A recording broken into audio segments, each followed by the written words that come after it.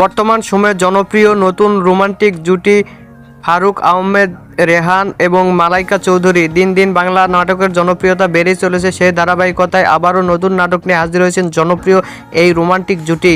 নাটকটির নাম deer family. এই নাটকটিতে অভিনয় করেছেন বর্তমান সময়ের আলোচিত অভিনেতা ফারুক আহমেদ রেহান এবং আলোচিত অভিনেত্রী মালাইকা চৌধুরী। এই নাটকটি রচনা ও পরিচালনা করেন সাজ্জাদ হোসেন বাপ্পি। নাটকটি খুব শীঘ্রই সিনেমাওয়ালার ইউটিউব চ্যানেলে প্রকাশিত হবে। আপনারা দেখতে চাইলে অবশ্যই ঈদে সিনেমাওয়ালার ইউটিউব চ্যানেলে চোখ রাখুন এবং নিয়মিত নতুন নতুন নাটকের আপডেট পেতে হলে অবশ্যই চ্যানেলটিকে সাবস্ক্রাইব করে রাখুন।